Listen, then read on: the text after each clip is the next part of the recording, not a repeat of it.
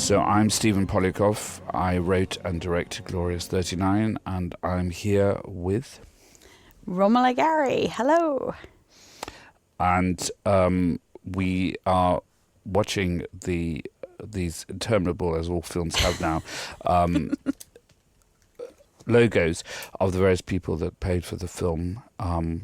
But it was all completely British finance, which is unusual for movies now, and that was great because it enabled us to very much make the movie that we set out to make.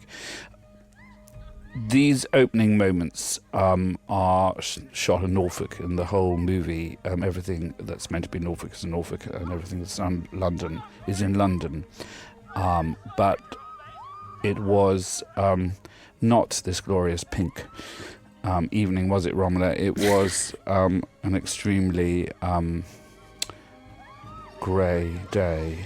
Yeah, the pretty much any exterior in this film is about 60 or 70% warmer and nicer looking than it actually was.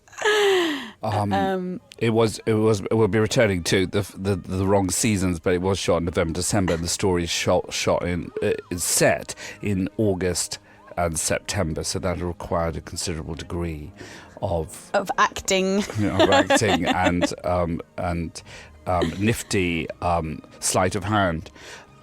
This opening sequence around the Abbey, we'll return to the Abbey later in the film, this extraordinary location, Castle Acre in Norfolk, is a sort of flash forward. It is the dream that she has at when she's locked up at the end of the film. And here we see the joyful moments of her siblings, what is betrayed in the story, and then this disquieting image. It's like that all the darkness and the lightness are muddled together in her dream, the closeness of her siblings and the darkness that she uncovers. And then we return to the present, or start in the present. A lot of people have done a lot of Q&As for this movie, have asked why it starts and ends in the present, and it's one of the reasons is for a modern audience that we realise quite how recent these events are to us. They're still within living memory. This seemed to be incredibly important, especially for a younger audience. Like this young man here, playing Michael, Toby Regbo, who at the moment is playing the young Dumbledore in Harry Potter, younger Michael Gambon, and has made several movies already. He's an extraordinarily interesting young actor. And here he approaches this house with the incredible jigsaw that filmmaking is. This is literally next to St. Paul's. And then we go into an interior, this rather magical interior, which is somewhere else, as in most movies, but still in London. It's in Stepney, and we're about to meet a legend.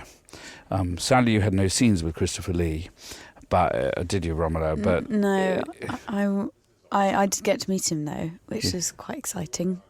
It was great to have two legends of British cinema in this movie, Julie Christie and Christopher Lee, and the wonderful Corin Redgrave as his younger brother in this room. The uneasy sense of the past never letting go of these two old men, like they're trapped forever into the story, that they haven't been able to get away from the past. It was interesting because they're both obviously quite senior actors now, and it was quite a lot of dialogue for them to shoot in 2 days. I found myself being quite strict with them towards the end. Shall I go through the lines with you one by one? I was sort of like a schoolmaster to do that with Christopher Lee, who has made more movies than any other living actor, nearly 300 movies. He's in the Guinness Book of Records. He is the most movies of any actor of any nationality, which is fairly extraordinary. And already you are haunting this. There you are. The story, even though you haven't not said a line yet. That we know it revolves around you. That something's wrong. Something happened that separates you from this happy sense of the siblings. Obviously, since you're not in the story, you never ever thought about the present, did you? It's as if it never happened, because, or did you? Well, I think at the end of the film, you have to consider how to play the final scenes of the film, and they obviously had a bearing on on what her legacy would have meant for Christopher Lee's character and Corin Redgrave's character, how their memory of her would have been shaped by how she responds to the conflicts at the end of the film.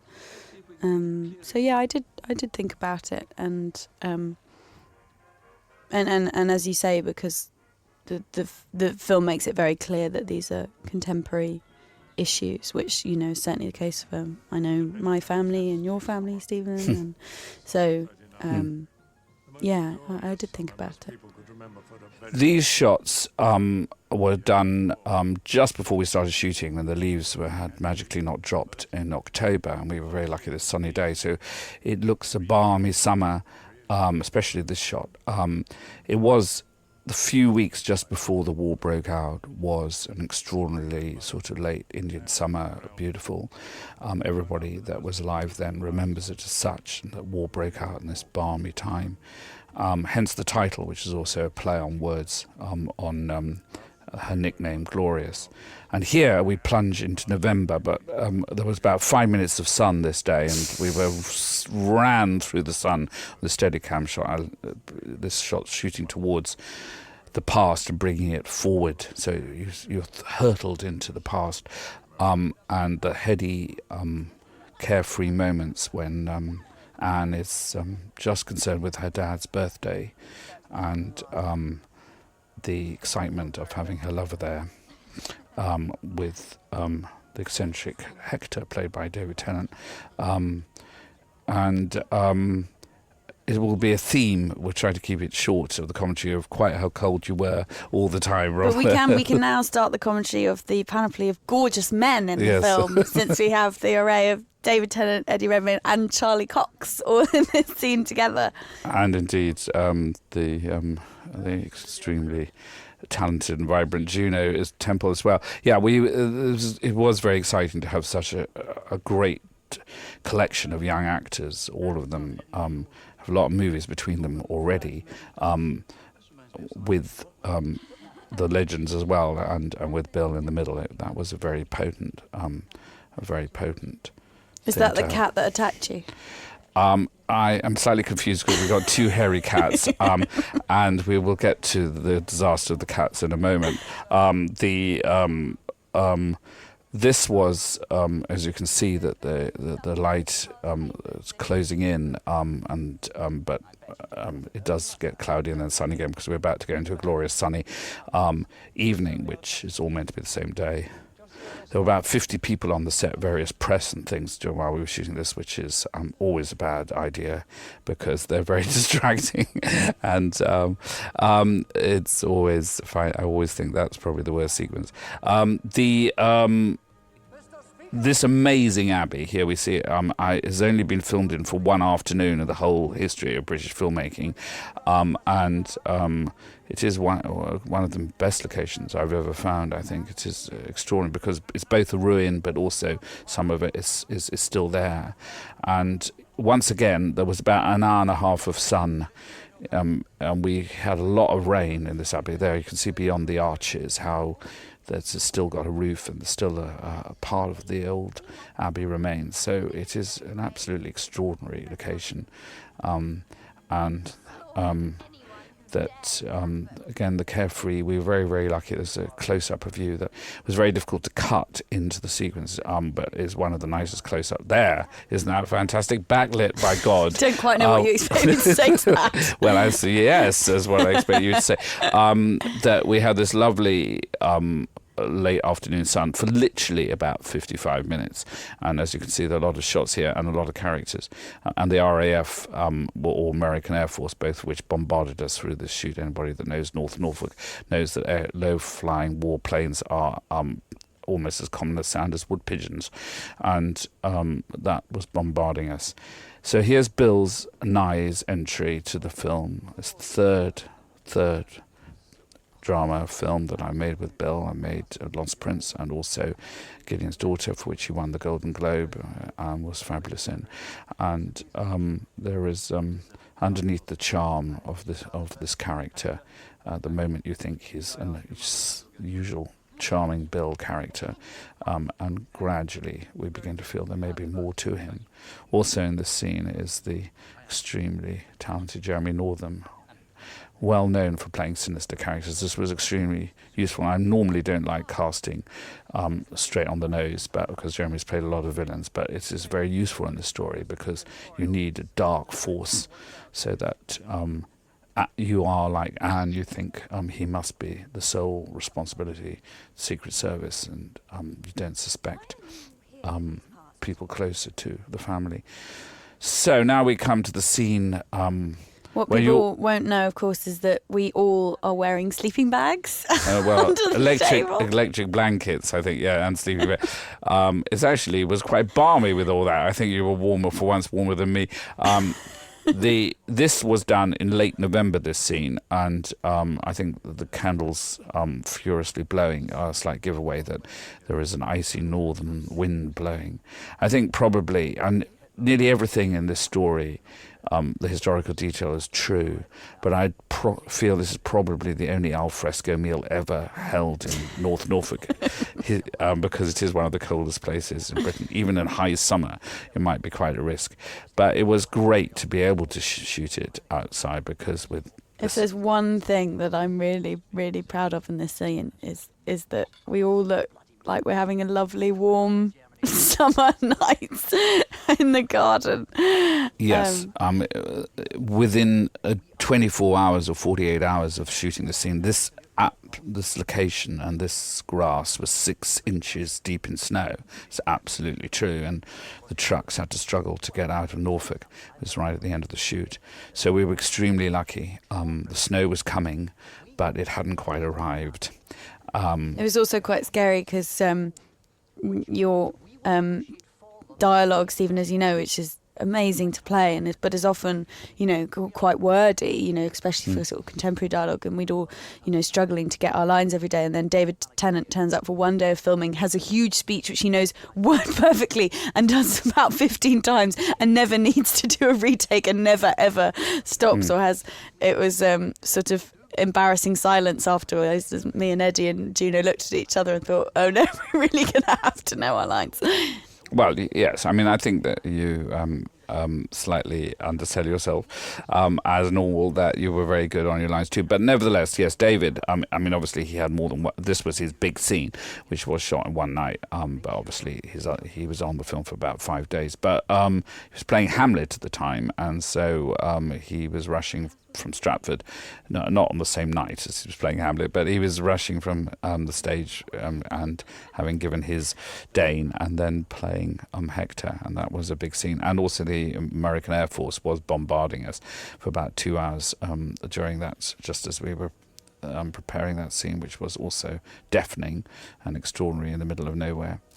I think we should talk about this extraordinary arch. That this is in Little Walsingham, which is in North Norfolk, a place of pilgrimage because of a saint that was is a story of it's a high Anglican sort of place of pilgrimage, and that is the little bit of the abbey that's left, the original abbey next to this house. It's all a private house. It's never been filmed in before. It's a very, very potent location with a sense of history in it. I think we should also have a word for the costumes in this as well. Yeah, because this is such a beautiful dress, and Annie is such a brilliant Yes, designer. Annie Simons, who's the 5th show I've done with her, and she made Emily Blunt look absolutely stunning. That's not hard, but a Golden Globe winner. She contributed to Emily's Golden Globe with some fabulous dresses, and Gideon's Daughter, and she's done a lot of shows with me. So this is the moment of connection between.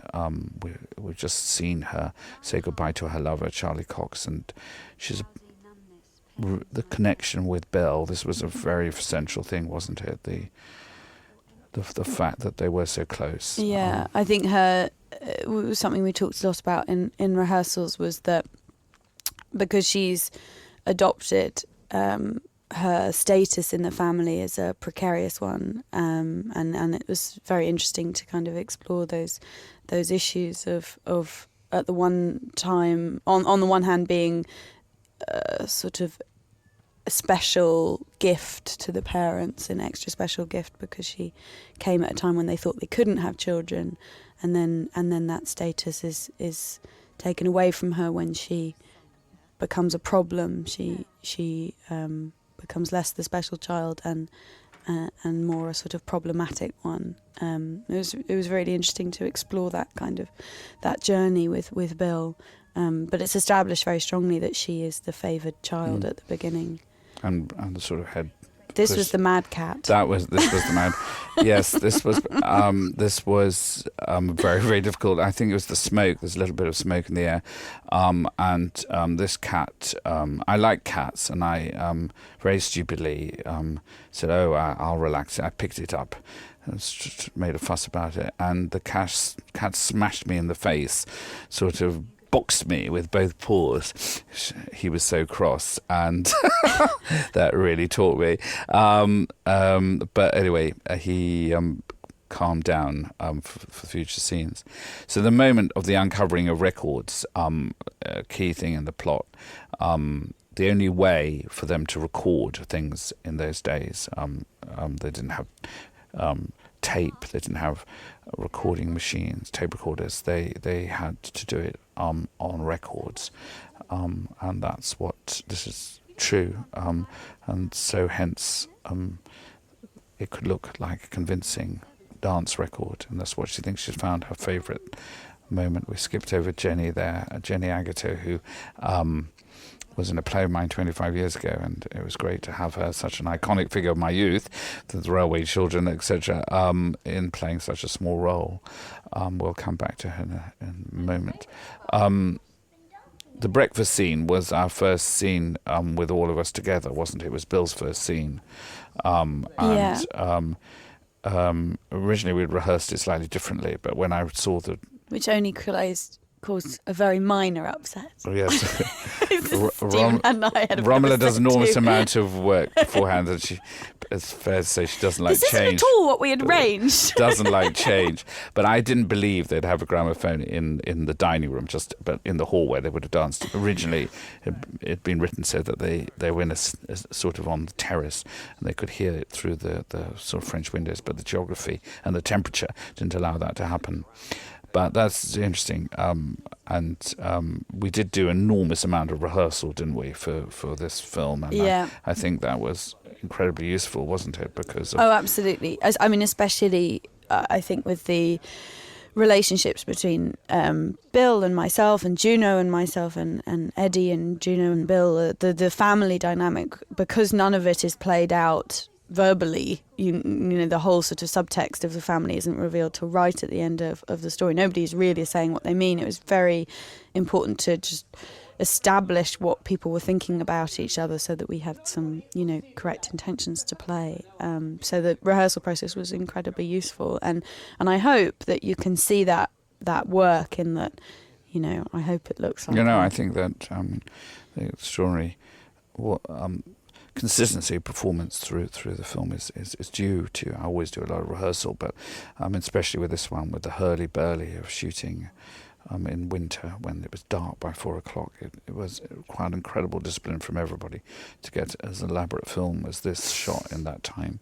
So now the only love scene in the film, for once it's the man that takes his clothes off. Hurrah!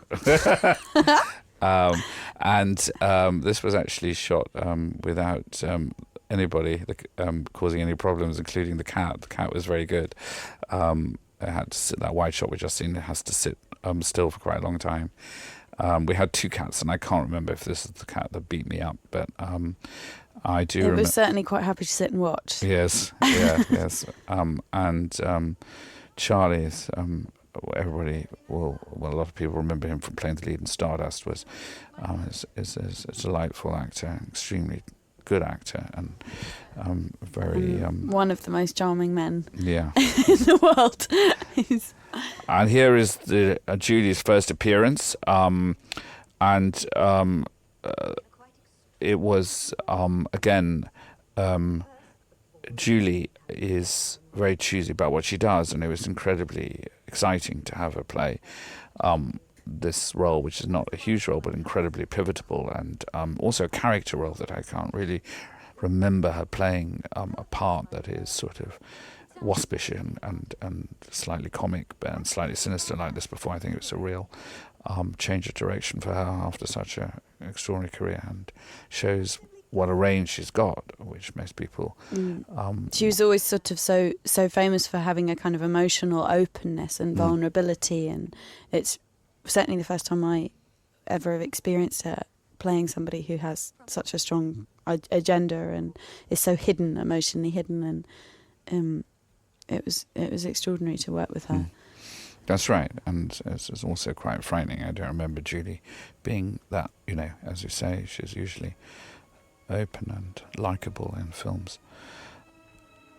So here we were in the depth of winter. We managed to put a few leaves back on trees. He looks very vulnerable in his tiny car. It does look really weirdly small. There's again, that was obviously shot at day, and the lovely close-ups of it were shot at night. So that was great skill of Danny Cohen, the DOP, who I worked with a lot before. Incredibly amazing cinematographer. Yeah, gifted guy. We had to do a lot of that cheating because of the light. So this is rather haunting because we are in Ealing Studios, the famous Ealing Studios, which for their comedies and for their famous war films, which they made after the war, charting the heroic fight that we did against the Nazis. What very different movies would have emerged from this studio if the people that wanted to do a deal with Hitler had done, and would become a puppet state of the Nazis. It's quite extraordinary to think the familiar Ealing Studios would have had swastikas all over it, been making films about the evil Jews. It was very, very haunting for me. Neither Stephen or I would have been starring in those. It was very haunting to be in the same space as they made those movies, and this is the passage. One of the passages are still in their original state, some of them, and here she hears the news where the death of David Tennant's character Hector. The film changes gear. We realise after that sort of carefree opening and the very much establishing her position in the family and the family's position in this beautiful part of England with its traditions. Suddenly her world changes. Her lover's rushed off, and there is the darkness of the death of somebody she's just seen. It was also quite strange for me because I spent the vast majority of my limited career wearing corsets at work, so it was a strange kind of loop in time to be in a film set in the 30s wearing a costume from the 1850s, which is what my normal working day is like. Right. Yes, that's interesting. And Hugh Bonneville as the friend Gilbert, the older actor, I should say. I really love this shot because it's such one of Stephen's great geniuses, if I can use that word this early on in the commentary, is the visual language of the film, and the policeman and the vicar playing the state and the church playing football with the country. It's always something I always poised, think about. There are very few extras in this film. This was not just a monetary consideration. It was I wanted the film to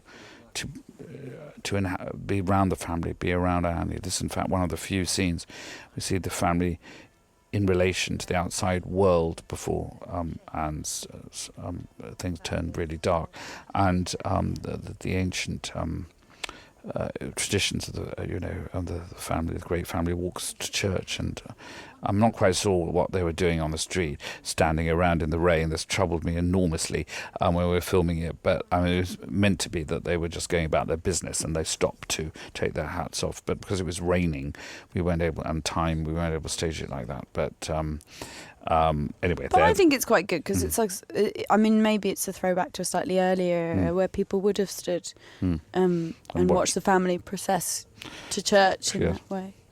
But anyway, certainly it's true that these families had this great position still in the country. And of course, in Norfolk especially, even now, there are a lot of these huge houses, many of them very secret. You're not allowed to visit them. They're not open to the public, dominated by great landowners. And of course, with its closeness to Sandringham and the royals, it's a very establishment part of the country in terms of those great houses. The vicar, the sinister vicar, I was very. I'm always thinking any story that's about what happened with Hitler and the catastrophe of the rise of the Nazis, of the attitude of the church. I think you've made that quite clear with the, the casting and yes, and how they would have reacted if we had become a puppet state and people had been carted off. I mean, as we know, the Pope didn't exactly cover himself in glory during this time, and the Church of England, which would have had some of the anti-Semitism that was rife amongst the upper classes, and not just the upper classes, but particularly strong among the upper classes, would not have been immune to that. Here's just thinking back to David's speech and his moment of it's great. The great thing about the casting of David was that because he's such a vivid actor, you did, even though he's on screen for less than 10 minutes, that you really do care when he leaves the film and worry about what happened to him, and so that's I think was great to get him. The moment of them all discussing who Jeremy Northam's character is very important. That the story that the audience is not ahead of Anne, and I think that she asked the question that you would have wanted to ask. Hey, who was that man at that dinner, and what is your connection to? And she's sort of satisfied by the answers. This is the day that Julie Christie nearly froze to death on your watch. Yes.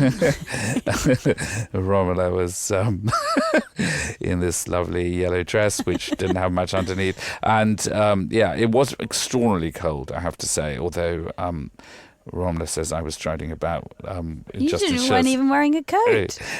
But that was to encourage you all.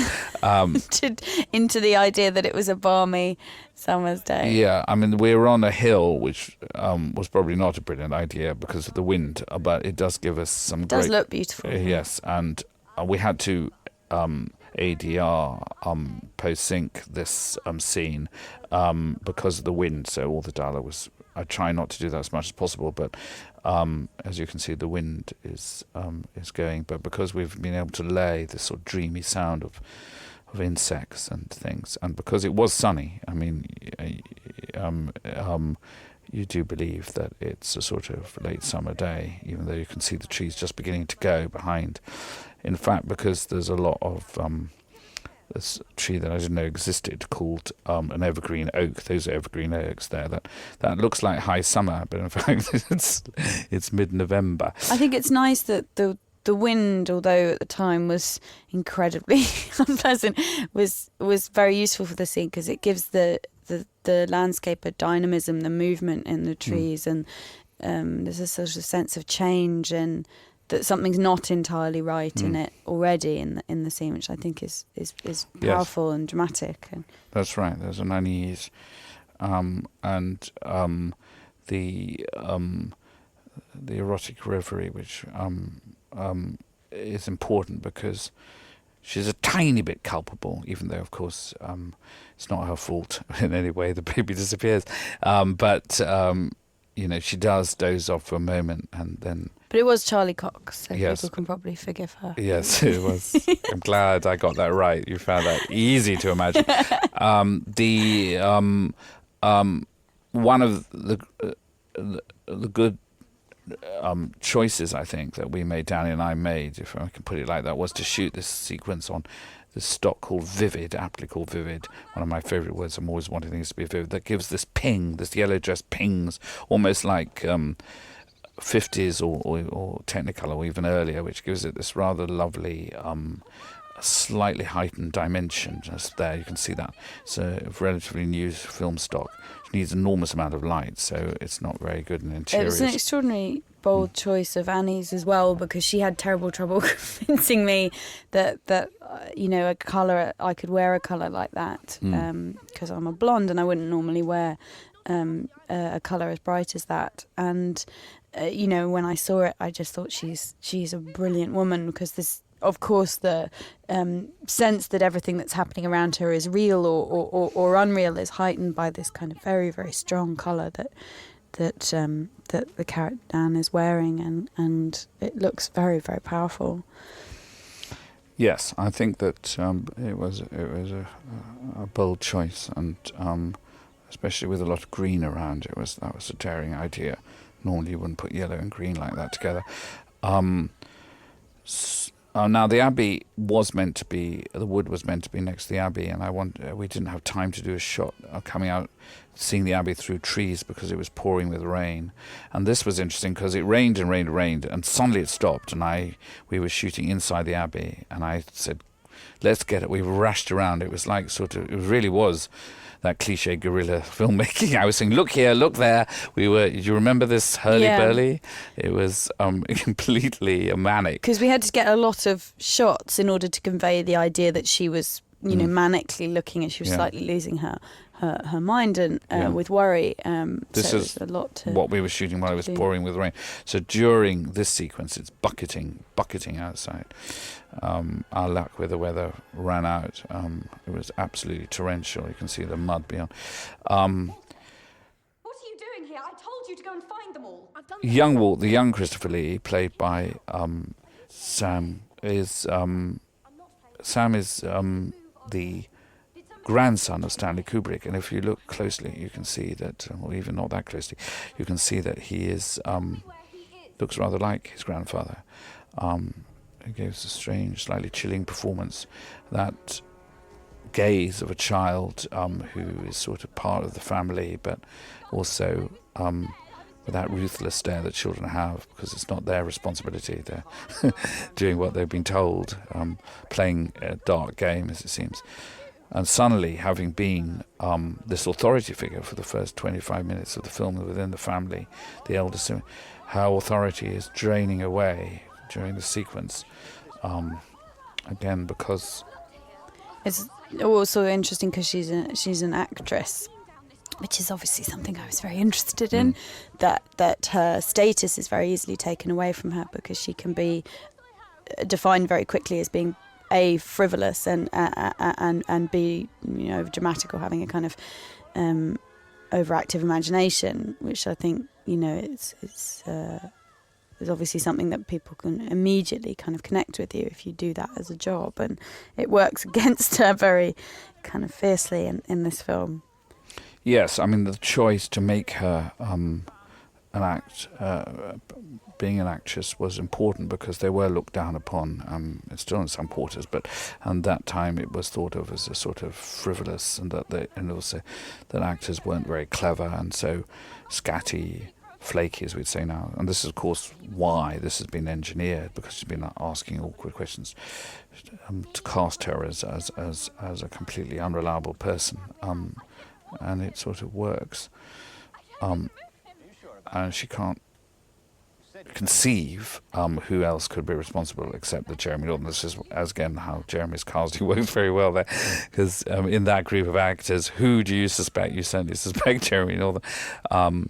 The Secret Service were an extremely powerful force at this time, everything about this pressure being brought to bear on people like David Tennant's character is true, and the monitoring of phone calls, the recording of phone calls, all Churchill's phone calls were listened into. He was completely unaware of it. His movements were monitored the whole time.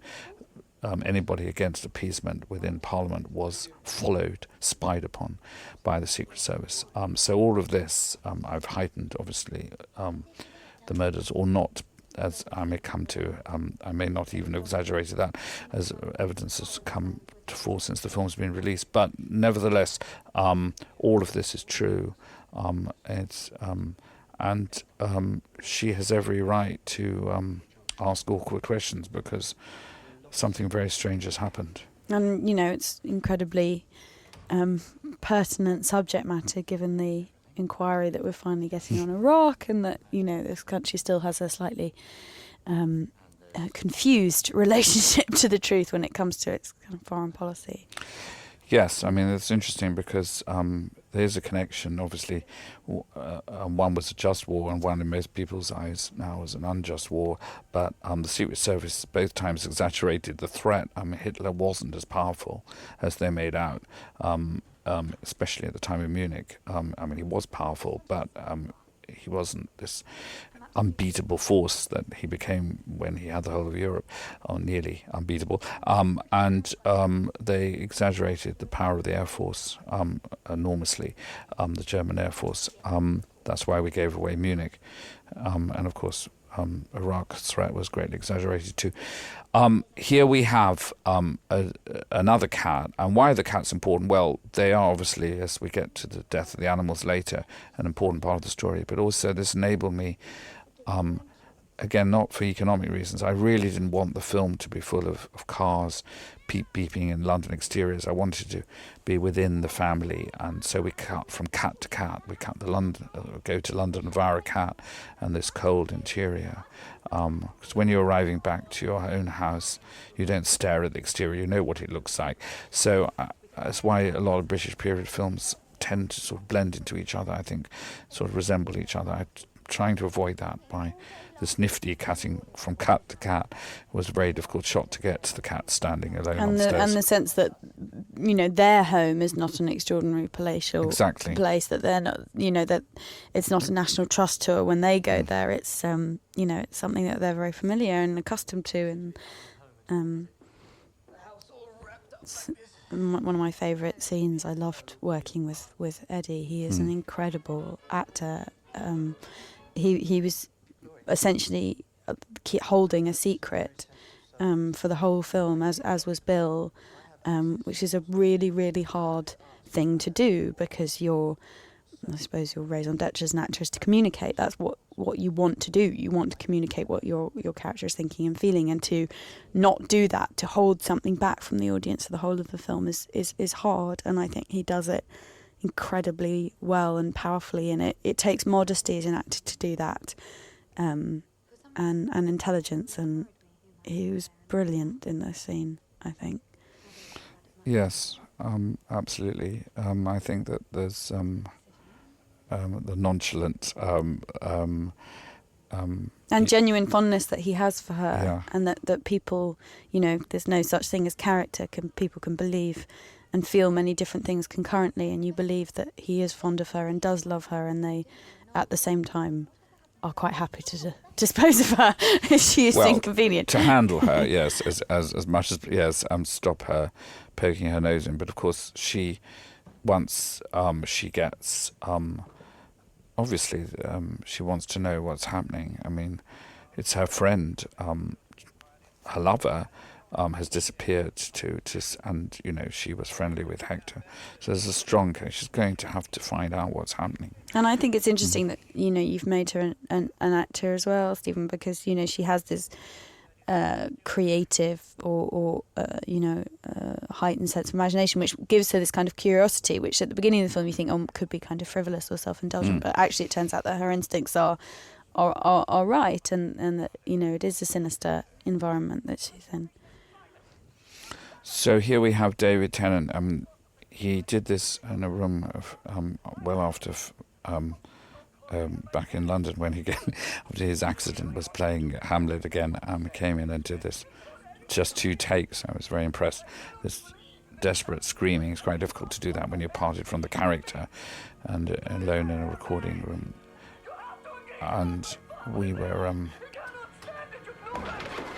This is in a particularly small space. Looks slightly bigger on film. That for the breaking of the record, which actually looks rather convincing. It bothered me that this mustn't seem like everybody, even the maids in on it. It's got to look like a genuine accident.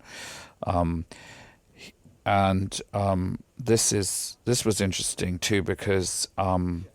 We had 2 cameras, and we shot this scene in one huge, and the following scene with Eddie in one huge long take, didn't we? Pointing one way, and then the next take pointing the other. This is also my audition scene, and I always find it really hard shooting the scene that you've auditioned with because you when you prepare an audition scene, you prepare it kind of in isolation to the rest of the script, and you prep it almost like a song or something. It's got no kind of wider reference. You're just trying to kind of communicate the character in one scene, and when you actually come to shoot it, that's not helpful. You don't want to tell everything about your character in one scene. I think you're both great in this scene, and it was cause we had an awful lot to do in this big interior. So this was shot within the same take. Then you walked in, and the other camera was waiting. I'd never done something like that before, and it's because the scenes were in real time next to each other. But we all liked it because it helped us to keep the mood. So we had these huge long takes, which I generally like anyway. I like the suspense of not doing hundreds of pickups, but long takes. And it gives a real continuity in the mood. I think you can tell, however much you try it, I think you can tell that me and Eddie are coming in from, a realistic background. We're not just sort of walking into a scene. It's me and my huge dress. Yes, on the soundstage at Ealing. We seized the opportunity. The Descent 2 was dismantling their set, and I suddenly thought that I'd written this scene in a passage, and I thought it would be great to see it use a huge empty soundstage. So we beetled in, with Ealing Studios' permission, I hasten to add, and shot in this empty soundstage. And I love wearing this costume, this dress, and with Hugh as well, because it gives you a real sense of the kind of the way that the job of an actor can sometimes be such a bubble that you could spend a period of your day essentially in sort of fancy dress. So now they're driving. In reality, her studio would probably have been Pinewood or Shepperton, almost certainly Pinewood, which was already a big studio in those days, in the 30s.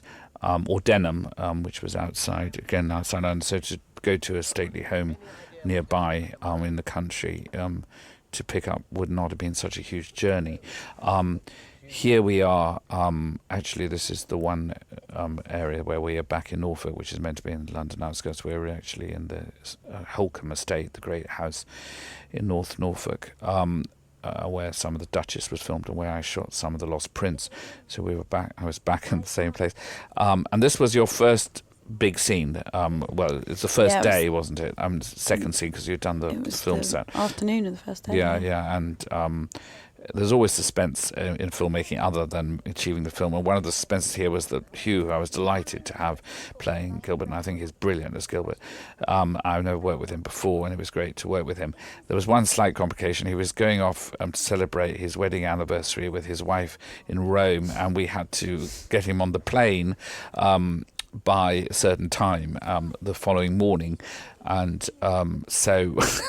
Normally, you're not rushing to get an actor on the plane for a romantic weekend. It's not one of the things you have to worry about. But so it was just an added pressure, apart from the light going at 4:00 and shooting in a car where you can't really hear the dialogue that well and all that. So it was and also trying both. I remember me and Hugh talking about how that. I'd never done a genre film before, and communicating information isn't something that I'd necessarily ever really done before, and it was Yes, it's difficult. difficult to Well, do neither that. had I. I've never made a thriller before. So, yes, it is interesting that, but you need a scene whereby the character's asking questions that you, as an intelligent of member of the course, audience, yeah. would want to ask. And she's got to find out what's happening. But also, she can't be politically tuned in. Otherwise, she would, wouldn't, the story would not be reflective of the time, because most of the people didn't understand what was happening in Europe, because they had been very little reported what was going on with the persecution of the Jews. I mean, they knew Hitler was extremely Nice. Yes, the deer Visual image of the stag. Barmy's Sunday, that was shot in October before we started the main shoot, as was that shot of, that is meant to be that is actually Holcombe, for those of you who know stately homes in North Norfolk. But the interior we come to is this one, is a place called I think it's called Claydon House. It's in Buckinghamshire anyway. It's near Stowe. It's one of the few Rococo interiors in Britain, with this amazing staircase. And here we have this image of all of these girls crashed out after a ball. There were these incredible balls on the eve of war, with the upper class, some of the greatest parties of the 20th century. It was the great season, Deb's season, one of the greatest, most indulgent, flamboyant seasons of the 20th century, on the very moment that war was about declared. And that's what I wanted to suggest in this image. But I wouldn't, even if we'd had a vast budget, I wouldn't have staged the ball, because then we were suddenly in a big period bridesheady sort of film. I wanted the aftermath, the sense of these people indolently sleeping, unaware of the precipice that they're on. And there's brilliant source material for that scene, the photographs of people on mattresses in the sort of grand hall of Britain's stately homes. A great sense of people sleeping their way towards disaster. Yes, John F. Kennedy, President Kennedy, wrote his PhD thesis, because his father was ambassador. We'll come to that. American ambassador in Britain. Why England Slept was the title of his rather brilliant title of his dissertation, and that is true. A lot of them were sleeping towards war. This is the interior. This lovely Rococo interior with this elaborate. This is they're all. There's all wood, that those carvings of flying birds, and there is Julie up all night with the young people in this gorgeous interior, frivolously, seemingly carrying on. Regardless, but with just a tinge of darkness, you just feel that she might know more than she's letting on, but not enough for, hopefully, to make Anne look stupid. Of course, it's her auntie as well. Why should she think anything other than what she is, which is a grand and slightly silly woman who has had a fantastically indulgent life. The life of the upper classes was never better than on the eve of war, with all the servants running around for them, but also all the mod cons of the 20th century were now on stream: the telephone, hot water, the car, the wireless, everything that made their life even more pleasurable. So here we have the film within a film. This was the very first thing we shot, wasn't it? It was quite fun to start with this. And Annie, the costume designer on the film, and I had a very early conversation about what I would be wearing, and I said, I really want to be wearing an enormous bonnet and corset, because it sort of epitomises for me the weirdness of my experience of acting. Yes, and it's true that, people were, if they were making films, if you read any histories of British film, that people were making films in the war or during the war, in fact, were obsessed with the filmmaking process and hardly aware of what was happening, because film is such an all-consuming thing, making a film, because of the time and the hours, that, it seemed particularly appropriate that she should be in the middle of a film when war is declared. And of course, it's also truthful when you are on a film set, it's very, very difficult to take somebody away for a private moment and tell them what Hugh's got to tell you, which is you've got to listen to this record again, because if you're laying on the floor, people rushing you on, there were all these people around, and especially in their field, they would have to have gone, into the wood to have a private conversation. So it does. Also, you get a real sense of the danger of what his awareness of how dangerous the territory that she's getting herself into is. Absolutely. She has to find a moment to tell him. But of course, suddenly the war's declared, and that moment it becomes incredibly difficult to find. This sequence was lit with the actual old lights that they would have used. The lights you see in are original film lights, and it was even though it was a horrible glum day, we were able to achieve a nice look with those original lights. So we return to the family home after her busy filmmaking day and the incredible news of the war breaking out, which, even though people knew there was a huge crisis, they did think that war, a lot of people, would be averted as it had been the year before. And so the sense of comfort the family wants for her to read, particularly, I think we all found this quite upsetting because we knew the story, her reading to the family, and that the poised moment on the precipice, and then off she goes to work. And this is, again, Ealing Studios. Was built in the 1920s. Most of these are original, the staircase, and it was, again, absolutely freezing. And I love this section with the policemen that are extras from the film and the real policemen. Policemen. This was interesting because I shot everything that you were looking at, and then I showed it to you what we'd shot, didn't I? Because we didn't, and because we did this in huge long take, but there was just 2 shots in this sequence.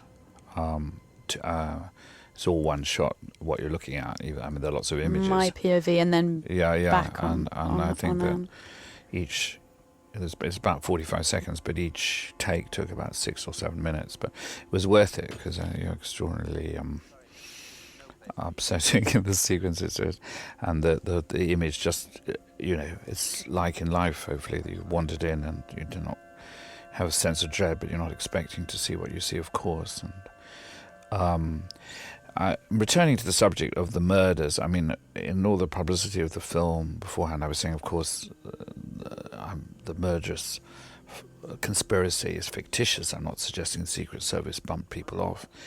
But on the night this film opened in the West End, Romola, Bill Nighy and I did a Q&A, and afterwards it came out at the Odeon West End into Leicester Square, and an old gentleman came up to me and said, "My father worked for the Secret Service, and you've got it absolutely right.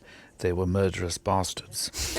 And then he disappeared into the night. I promise you, this is completely true. And it took me a moment. I was so surprised. And then he'd gone. And obviously, I think, how could I find this man and find out more about him? But I loved that idea that maybe they were, that this, obviously it is a heightening. If I had proof, then it would be a huge historical scoop.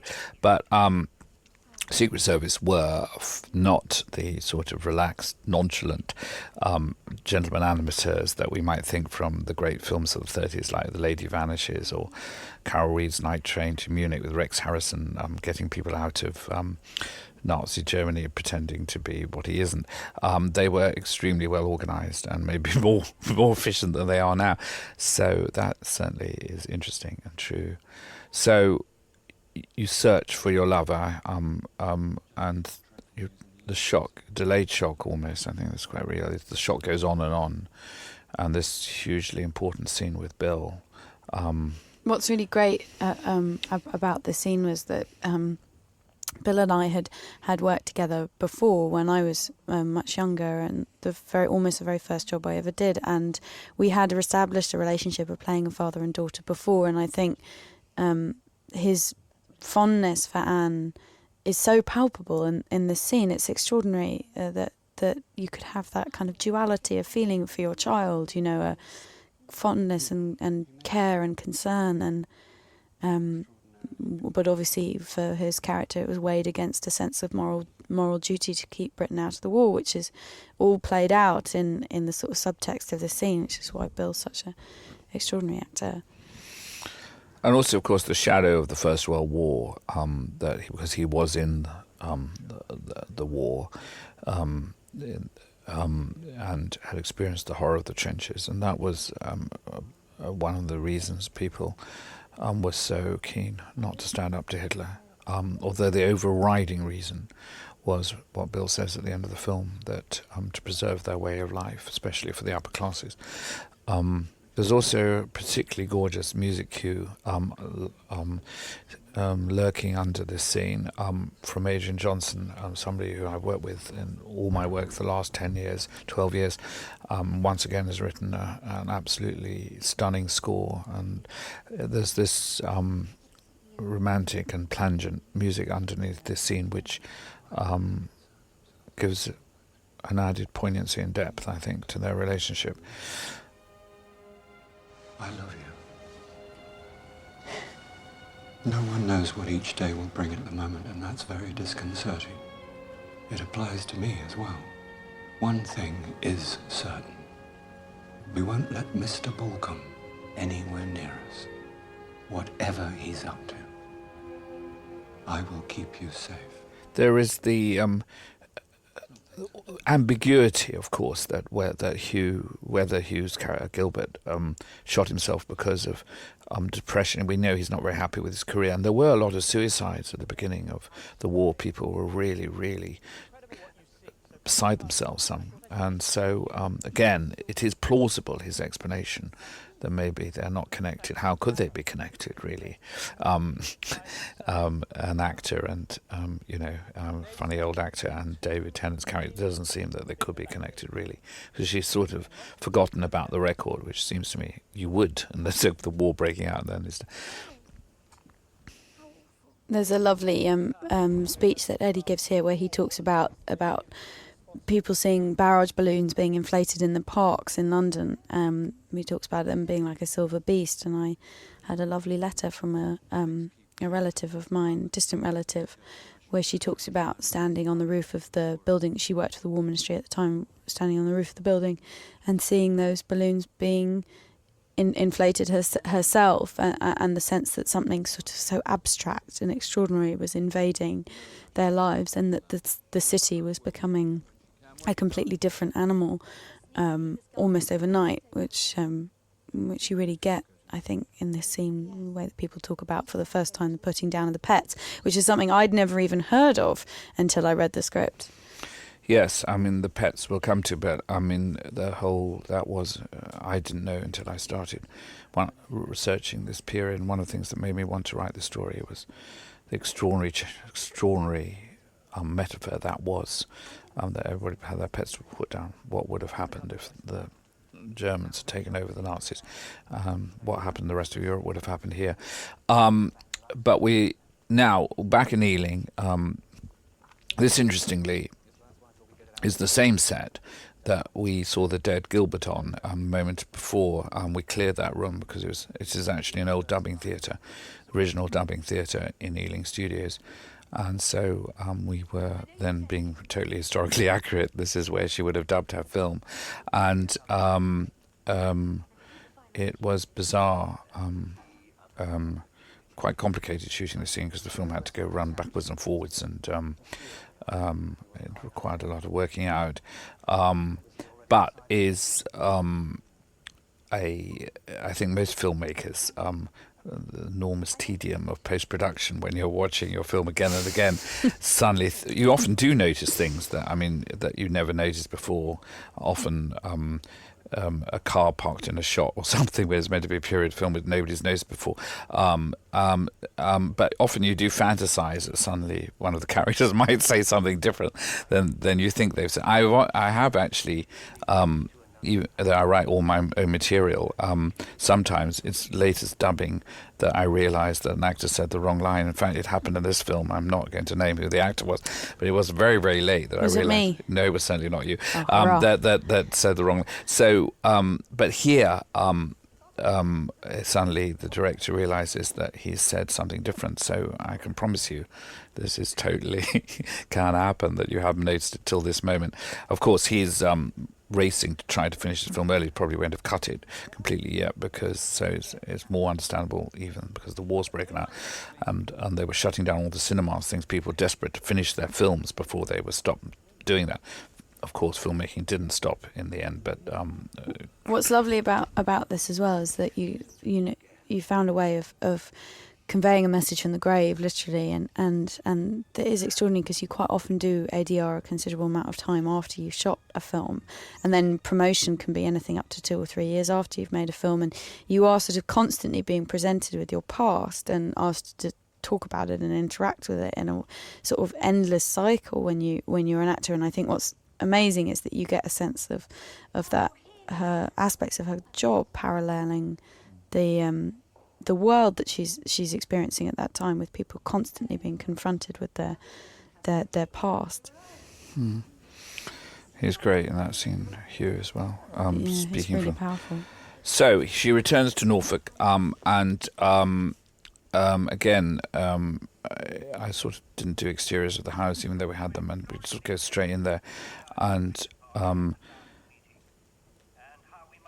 here.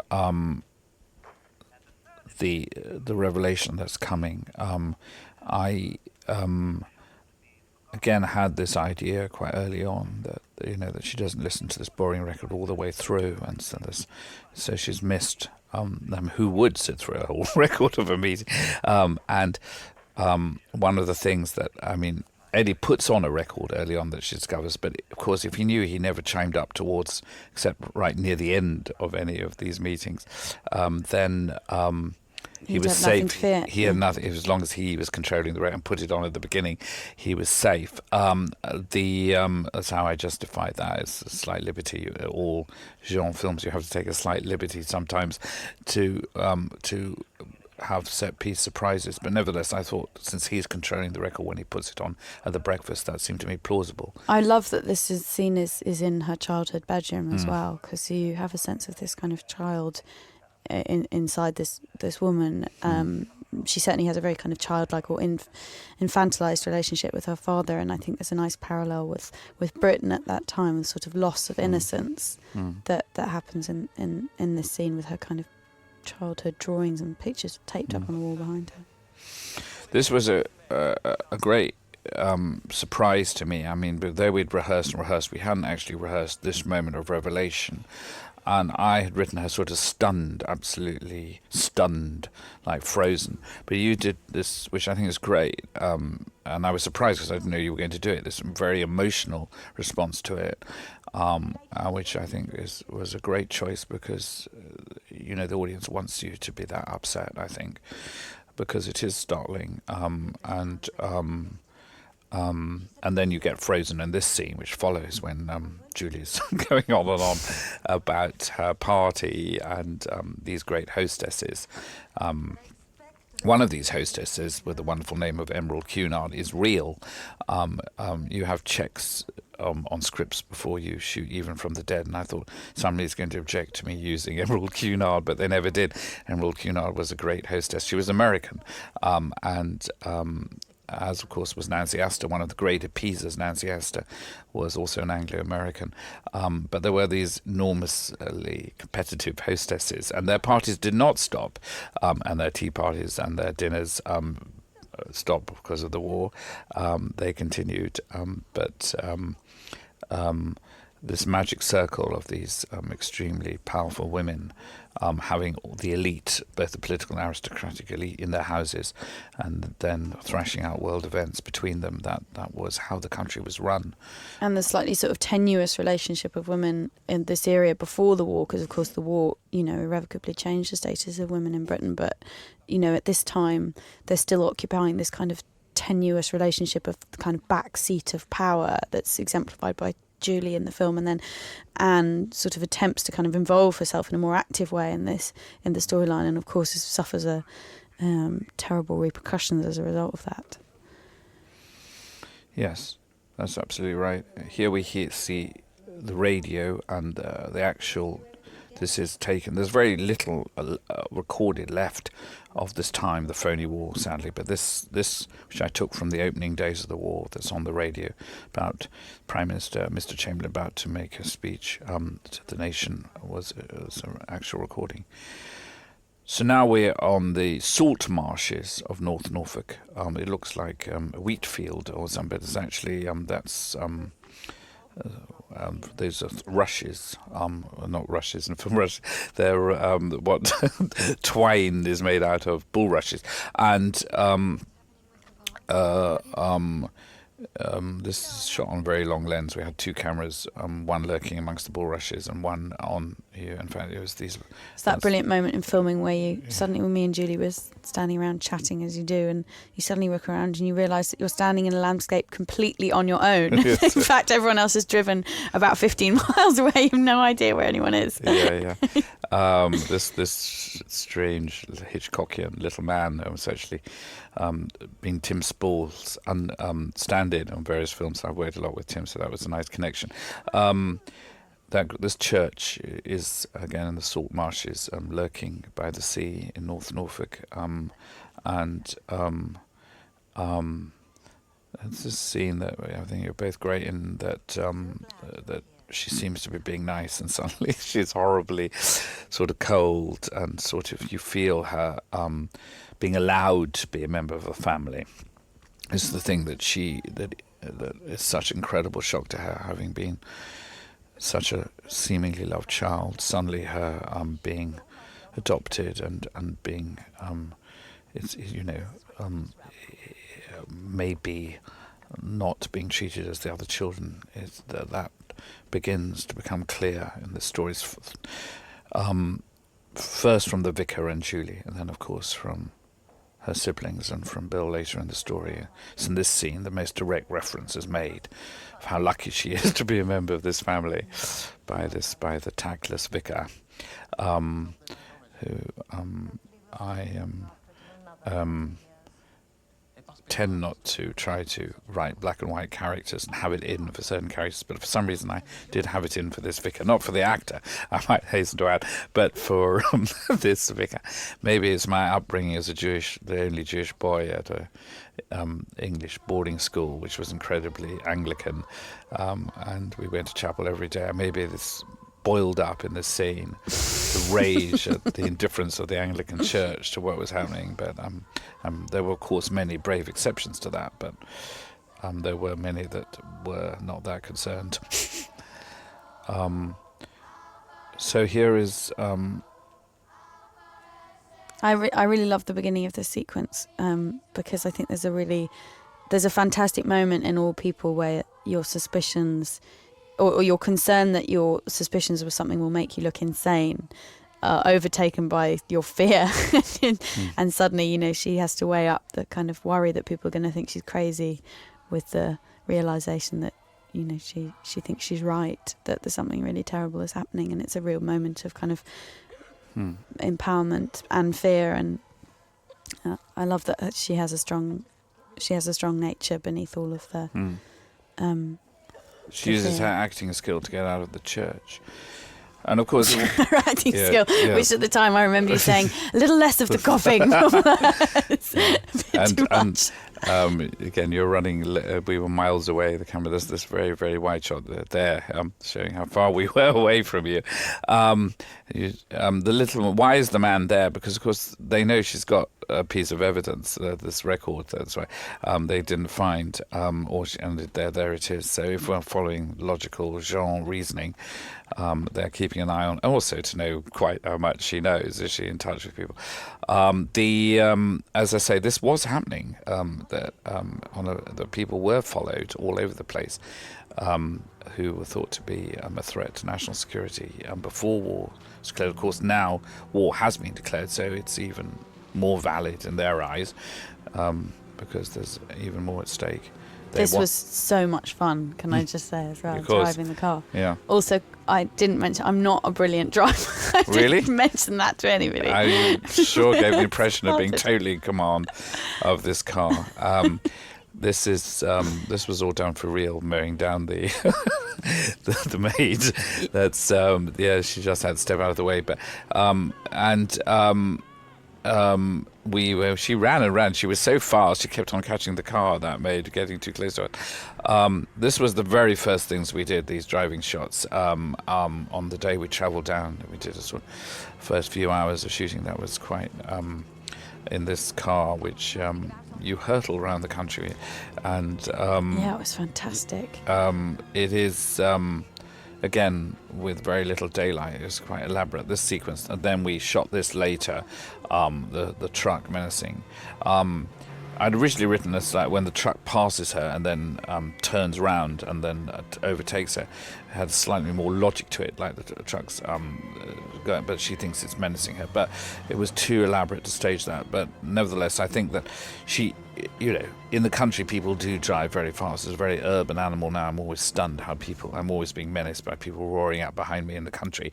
And so I think it sort of makes sense from her eyes.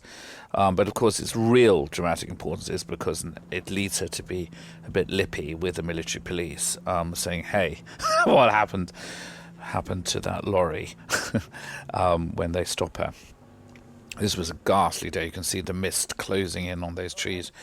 And we had to do the scene within a few minutes. It was raining, and my hair is naturally very, very straight, and I remember lovely hair and makeup team desperately trying to create some semblance of a 40s sort of Marseille wave in my hair, and at one point people just came up to me with tongs and just sort of throw their arms up and say, "What's the point? It's so damp. Your hair is completely straight." It was. This was really, really tough to do this sequence because of the rain was always threatening to descend. The sort of thing that nobody ever cares about when they see a movie, and the time nobody's going to congratulate you on achieving a sequence at the wrong time of year and with diabolical weather coming. But nevertheless, there's a certain exhilaration when you get in the can, even though no audience will ever care that was achieved under difficult circumstances. Danny's so brilliant at shooting those lines, those parallel lines of Norfolk, the kind of flatness of it as well. We carefully chose this so that we'd get a bit of isolation. I mean, there was a strange rule at that time, since abolished by Film East, that you could only shoot on certain roads and not others because of the way that the money from the European Union is given for filmmaking in regions. So part of this road was in the right region and part wasn't, so we had to be very careful where we shot. Sort of strange bureaucracy that pursues you as well as the weather. Now, I originally wrote this sequence in a village hall, but I realised, and the idea that rural England was being taken over by the military, but I realised that probably wouldn't read as dramatically as I wanted, and so we found this fantastic barn, and there it is. It's as big as it looks. It's colossal and gives this feeling that I think on a more epic scale of the military taking over. It's so brilliant that the lighting in the scene is so impressive, because these sort of the line of spots that descend down the sort of central aisle of the barn are such a sense of interrogation and threat in that. And Danny's so brilliant at having that as a sort of wash over this scene that it's. Yes, this was a big light, but it was very and it was chillingly acted by Anthony here playing the military policeman. The a very good actor. The truth about it that identity cards came in immediately in the war, and also the fact that restrictions made. In fact, I think habeas corpus, I was corrected by a very knowledgeable journalist with one of the many interviews I did. I think habeas corpus was finally abolished by Winston Churchill. But what was true was that people were locked up without trial immediately the war started. You could be detained for obvious reasons, because they were worried who might be an enemy agent. All the time, Chamberlain and his cronies were planning to do a deal with Hitler to bring the war to an end before it had even started. The This siblings return. My favourite scene in the, in the film, because Juno is so brilliant. She's such a brilliant actress. It's an amazing performance. This was practically the first scene, Eddie and Juno, and Juno, I think, was very nervous. But she's trying to lie convincingly, and because she's an actress, again, that makes her, hopefully, almost totally convincing. Although you feel that they are possibly not completely believing her. There is that sense of suddenly that the people closest to her, when she last saw them, who was in the garden, and they were being loving, and Juno had just thrown her arms around the sense of the loss of Gilbert, the actor, had killed himself, and now they are potentially enemies. She can't quite work out how much Juno knows, and that's the audience position as well. How much does Juno's character know? But Eddie, we know, is implicated, and he is nonchalantly sort of cruel here. This is the sort of upper class joke that people still make, meant to be funny. That plenty more where you came from to the chauffeur. It's meant to be, in his eyes, affectionate, but it has that. It's got a lovely ring to it, that line of the kind of legacy of the First World War as well. Yeah. Not a great deal has changed in the minds of some people, and the attitude to the middle classes and working class.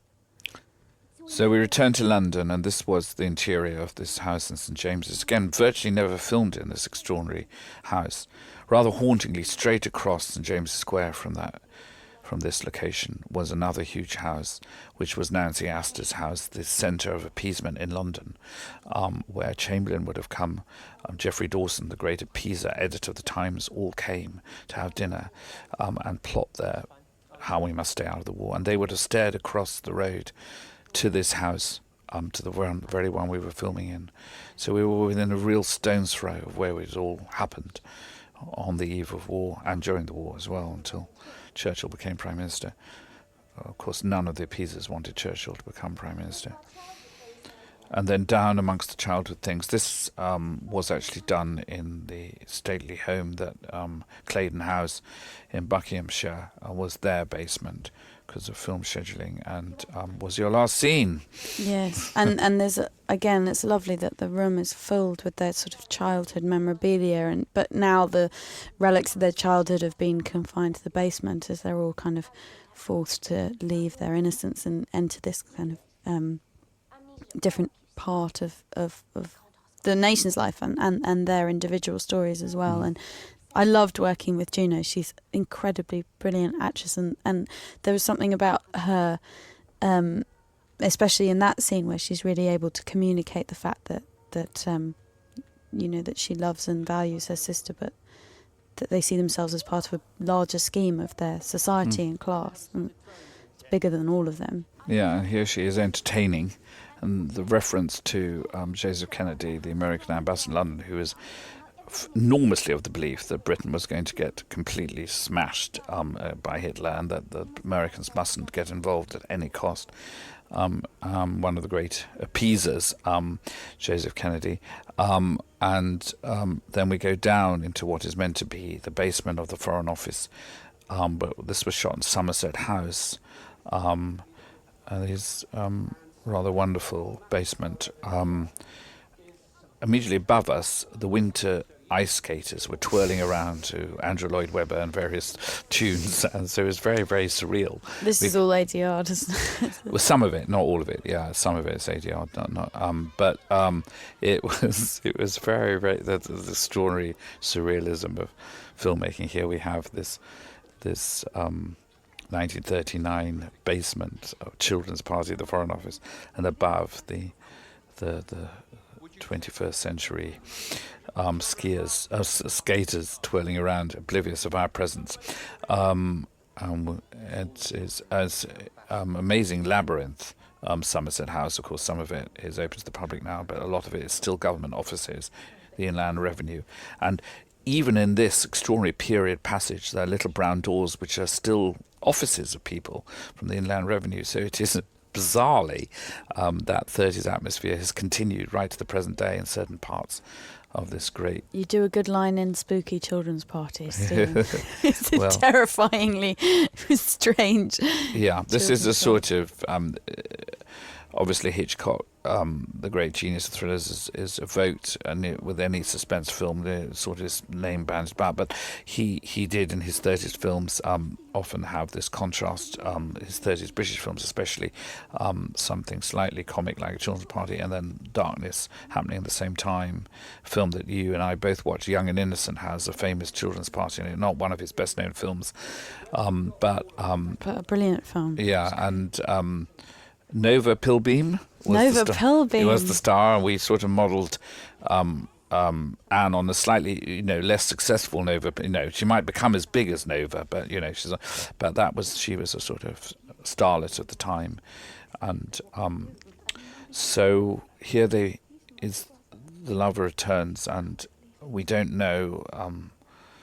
Well, she trusts him implicitly, but I know she's right to. There's a slight sense of, is he involved as well, as there always is in thrillers where you don't quite know who to trust. And he tells her about the conspiracy. And this, of course, is true, that there was a massive, massive pressure to bring the war, even after it started, to do a deal. And, of course, right up to Dunkirk. After Dunkirk, Lord Halifax, the Foreign Secretary, wanted to do a deal with Hitler, which was basically, you can have the whole of Europe as long as you leave us alone and we can keep our empire. That was the deal they wanted to do. And they wanted to do it right up to, and became within a whisker of doing it. Even after Churchill became Prime Minister, they wanted to do it. And so none of us would, well, as we've said, we wouldn't be here. All sorts of people wouldn't be here if they had succeeded. So there were very, very high stakes. The sort of suggesting the whole of Europe being consumed by this crisis, the war breaking out through these dispossessed, in terms of not being able to go back to their countries, possibly not knowing whether they're staying in Britain or not, through the Children's Party. That seemed to me a good idea, because it suggested the whole of Europe in a very economical and slightly unexpected way. Again, the sort of all-knowing eyes of these children who seem to know and not know at the same time is always can be dramatically potent. And I'll do that now. Use the great resources of the building. Again, she's about to be left alone, and she really doesn't want to be. Eddie's a rather good singer, isn't he? He was a chorus scholar. Yes, so yeah. We had a little bit of him singing just a moment ago. And here's a very Bill moment. I mean, Bill's well known for his comedy. This always, every public performance I've seen has got a big laugh, but and it's good just to be reminded of that debonair, self-deprecating surface that is both one of Bill's speciality, but also very English. And then underneath, there's a much darker creation. Charlie and Eddie and Bill are all very charming in real life, but especially in the film. And I think it's very powerful that you have a sense that to determine people's intentions is very difficult when they have that kind of implacable charm and ease and social ease, authority, and that's what makes it so hard for her to determine who is, to all intents and purposes on her side or not. But because they all have that kind of social ease and grace, which she sort of loses through the film, which I think is one of the things I was really interested in, is her kind of sort of increasing humanity, that she loses her kind of veneer through the film, which I liked. See a personality coming out, which is a very strong and kind of slightly aggressive personality. That's right. So here we have the big scene with Eddie. This is a scene that we rehearsed quite a lot, didn't we, in the rehearsal room? And it was quite...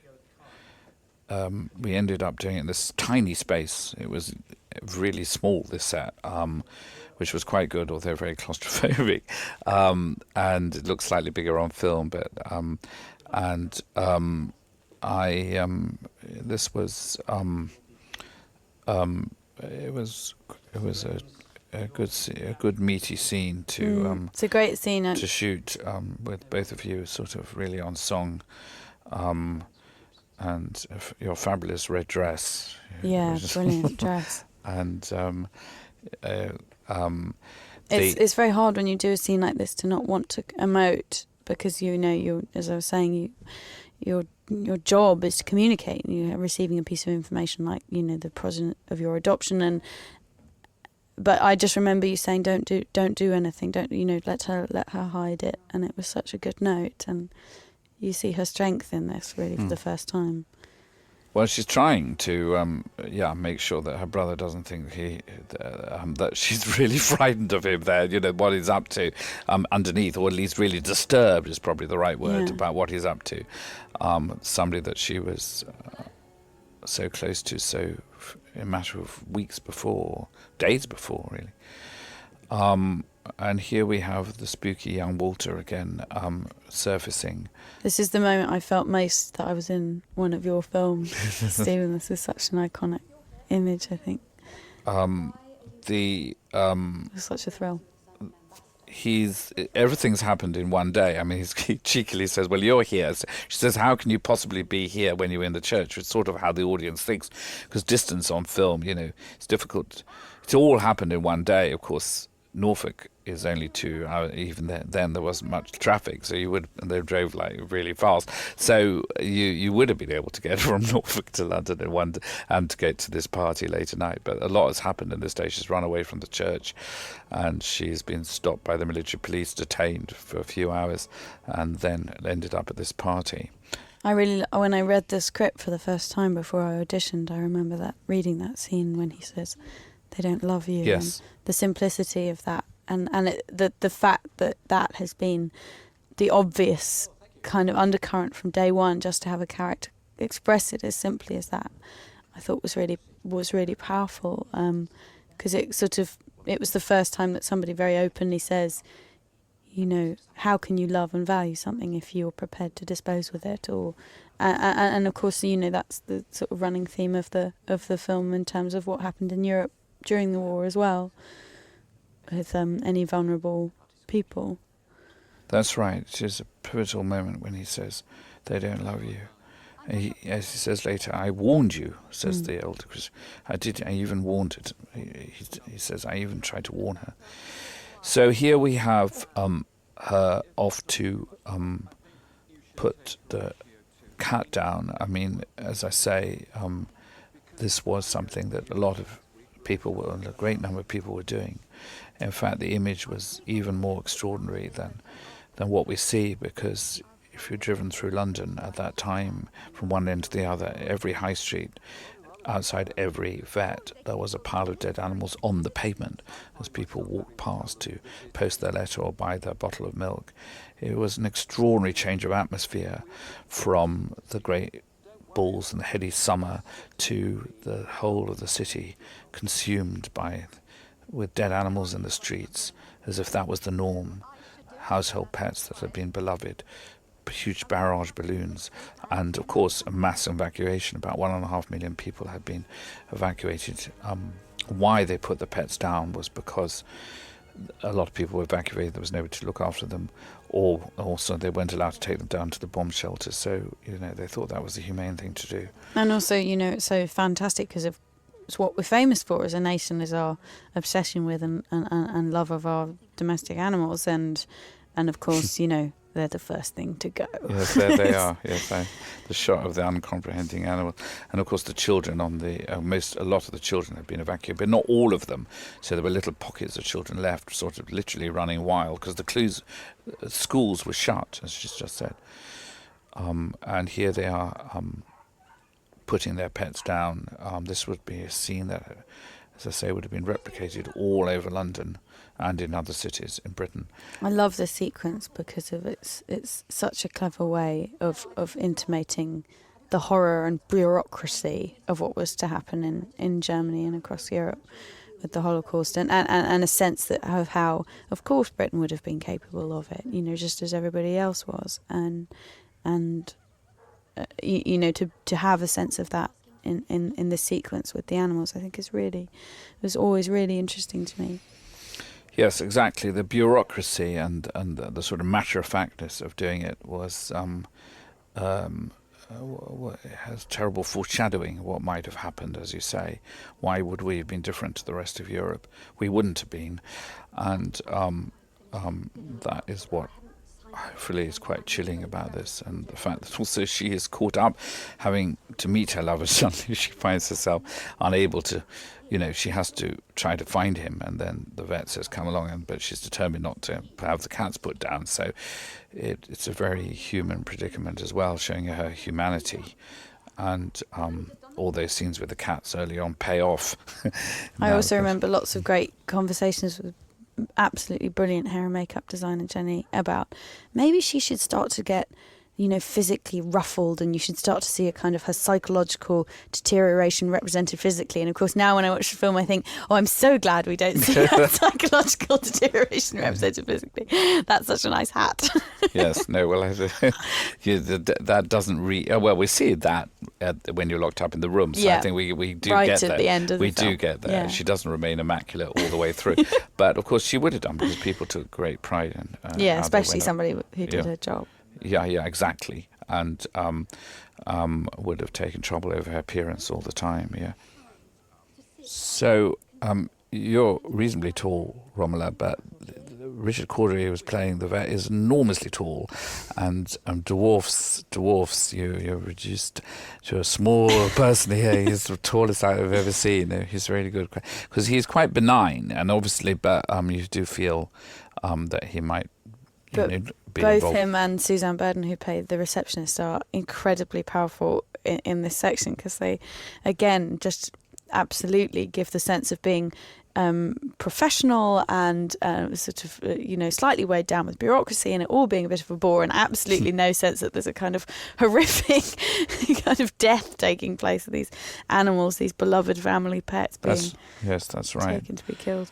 The amazing the systems taking over. A Canadian diplomat wrote about the opening weeks of the war. You sure know what fascism would be like under Britain, British fascism, and that was in the first few weeks. Or when you do get a whiff of that at the vets, people who do love to organise whatever they're organising, including the death. These weren't real horses. They were good there. I remember you coming in and thinking, "Oh God, they're real horses." Yeah, it gave me a real shock. They were incredibly brilliant. This is great set dressing, amazing. Yeah, if you turn them over, they were sort of like hairy carpets on the other side. So those were not dead horses, but they do look good. And most of these bags, of course, are full of just old newspapers and stuff. It was a very spooky set, though. It was a spooky set. It was one of the central images of the script. When I visited the story, it was always leading to this, because the animals was, as we've said, such an extraordinarily potent metaphor. When I discovered that's what had happened, and this was shot at night as well, because it was dark outside. We made it even more eerie, and Charlie's really hanging upside down. That's really Charlie. And we only had time to do a few takes before all the blood had run into his head. Poor guy, if you do that for more than a minute, you just pass out. Yeah. No, when I wrote it, I thought, oh God, I hope we can just stay. But it actually was relatively simple, we obviously had health and safety and all that sort of around stunt people and everything, nothing like that can be done without a lot of people around, because it isn't safe unless you have that to hang people. But he was very, well, I wouldn't say relaxed about it, but he was very good about it, Charlie. And but that was an upsetting sequence. And it's great, this with the clock tower and the gates. Yeah, I found this all eerie, very hard to eerie Auschwitz. shoot. This is actually a rather wonderful place in Merton, near Wimbledon, belonging to the National Trust. So if you're in that area, I do suggest a visit. It's open to the public. It's an old mill with all the water running through. And this is actually their library. They have a little library or bookshop there that we cleared out. This little cottage, because I like this homely cottage. It's like a terrible dark side of Dr. Dolittle. Instead of listening to the animals talk, they're actually killing them. But, it's that side of England. The quaint animal doctor becomes angel of death. And this is the part of this area which is all open to the public in Merton, and is ringed with suburban houses, and it is meant to be in the suburbs of London, so it's the sort of the correct place. She's gone out there at his suggestion, so they're away from, like, the vet round the corner from St James's, where they could have easily been followed. I remember having really interesting conversations with you at this time about how agitated she becomes at the end of the film, because of course, only somebody who's out of step with the rest of society is happy to sort of see horror and brutality where other people don't, or is capable of seeing it, and that in a way is a kind of madness. She is losing her mind, but also in that she is seeing horror and truth where other people aren't, and to get that balance right so that the audience goes on that journey with her and isn't alienated from her was quite hard. No, it's absolutely it was an incredibly demanding role. You're in every single shot. I mean, absolutely every single shot. Every scene you're in. Absolutely every single scene. The little girl that appears, possibly a tiny bit too neat, but as one of the children that's not at school, because there were no schools. They were shut down at that time. They reopened a bit later. And then here comes Suzanne and there's suddenly Bill, and you sort of know, my God, what's my dad doing here? There were burning animals on pyres, and so this is what was happening, how they got rid of all the dead animals. It must have been an extraordinary, surreal sight. And again, they're sort of totally in another sort of place. Suzanne's character, and the incongruity of them and this scene. Again, we were well into December now, I think, when we were shooting this scene, but fortunately I'd written them sitting on the grass, and thank God you were able to. Again, snow was about to appear, or had snowed actually that winter in October before we even started. If you're in a heightened state of emotional, of being very emotional, then it's quite useful for it to be extremely cold, and uncomfortable. It's only when you're supposed to be looking like you're having a lovely time that yes, this is true. It's meant to be now. Time's moved on from the picnic, obviously, so we are meant to be in late autumn, but it's only a few weeks out. Really, the scenes doesn't matter. It looking wintry now. It's just, it is something quite satisfying about being on the ground. As if they'd gone into a little room, it would have seemed much more cozy. But then the fact is that she doesn't know what to think, but she suspects her dad now, and she takes the string. I mean, this is the only. Again, this was a huge for my career writing all sorts of things not in genres, to have somebody being given a drug drink is quite a sort of departure for me. But it is if you think of all the details of the film, the dead animals on bonfires, what she's seen, the murder of her lover, the smoke coming out in a sort of Auschwitz-like way, and the building behind it, is the components of the scene are very extreme, but something very Bill and your acting, it does make you believe it. And as I say, apart from the drug drink, that is what was happening, and there was much secret planning amongst people trying to keep lines open to the Nazis, so that we didn't fight the war, even though we were officially at war. Here she is in recovering from what she has been given, and in a sense, one of the great templates for this film was one of my favourite films, Rosemary's Baby, and that's a little reference, the knitting at the bed, which anybody knows that film, when she's confined to her bedroom at the end, there's people knitting, waiting for the baby to come out. The sense of a young woman in every scene, and not knowing whether the people around her are close to her involved or not.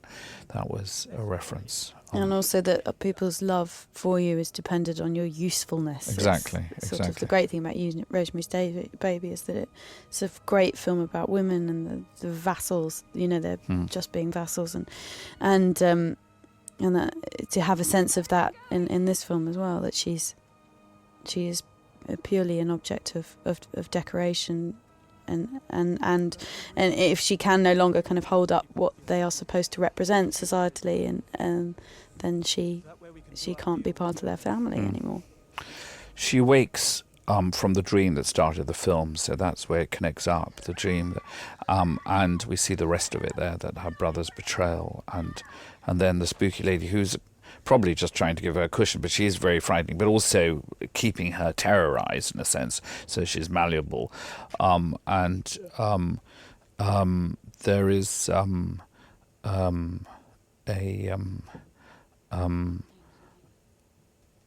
real dislocation here, for, you know, hopefully if you're with the story you completely become her here, that, you know, there's nice Bill, surely he is going to be revealed as nice in the end, you know, you really want him to be, and that's why I shot him really at a distance, because I mean it's quite a pivotal speech he has, but I kept him at a distance because he has his other big scene coming up, and I didn't want him to have, as it were, two arias so close together. But I mean, in the sense there is a I like that effect on the. Is that the bottle top thing that you put on the camera? No, actually, because this is the lens that makes it go all in and out of focus, has the incredibly unromantic name of Lens Baby, and we actually, because there was a rescheduling here slightly, and we were going to do your big shouting scene, but then we rescheduled it. We didn't have the Lens Baby, so we originally did it with a lens, passing another lens across the screen that looked rather crude. So we did this in post, because I shot it without that effect as well, and it's actually very effective. So St. Paul's, the image of St. Paul's, that, you know, St. Paul's, the heroic St. Paul's that withstood the Blitz, and which we've seen in a photo, I'm about to see again, but below St. Paul's dome, in this house, these dark events were happening. That was the idea, the importance of such an iconic building, and St. Paul's being featured in the story. So here's spooky Jeremy again, and this is another choice you made in the film that I was very thrilled about, which I wasn't expecting despite all our rehearsal, was that you refused to look at him until you do look at him. You look at him, and then you look early on in the scene, till that moment, in fact. And I found that such a great choice. Like, I will not accept, even give the time of day to these accusations about my father, even though you suspect them yourself, to hear it from him, because I can't bear the idea of him being connected with you and him, and that was extraordinary. I think what's great about the realization that she is forced to accept in this moment is that, you know, like all great suspense stories that are based in sort of universal psychological truths and fears, it's obvious from the start what's going on if you can see it, and if you're prepared to accept the fact that those closest to you could do you terrible harm. But of course, you know, in order to live and be happy, that's the one thing that people can never accept. You know, that the people that are closest to you can turn at any second, or you are disposable to them. And so, you know, that's what's so hard for her to see and accept, and for, in fact, anyone in an audience to see and accept. Yeah, I know, that's true, because a lot of people, and all these Q&As I've done around the country with this film, that a lot of people come up and said, I really didn't expect Bill Nighy to be like that. I mean, you know, that was a terrible shock. That really worked, you know, so that they aren't ahead of her. Because they share the deception that she has, as anyone in an audience would be, you know, because it's horrific to think that your loved ones, your father, your family could turn in that way. That's right. There's some Paul's picture, and we return to the old people, the old Walter and the baby that has grown up, and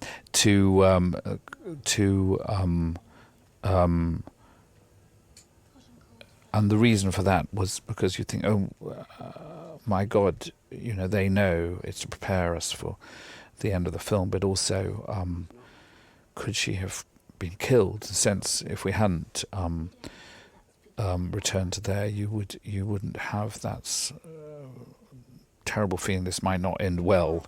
I mean, it's when I haven't seen this film for a while, when I saw it again, having not seen it for a while, it is, you are just, because they are close to her, you feel, hang on a moment, whatever happens, this isn't going to work out well for her, because either she escapes somehow, but it's still her family, and that's what gives it its real darkness here, I think. But it had to be dark, because to dramatise what an incredibly close run thing it was, that the forces of darkness did not win. And by which I mean not the devil, it wasn't Satan, it was reasonable people like Bill feeling they had to make this choice, that we must not risk everything by standing up to Hitler. We mustn't do that, because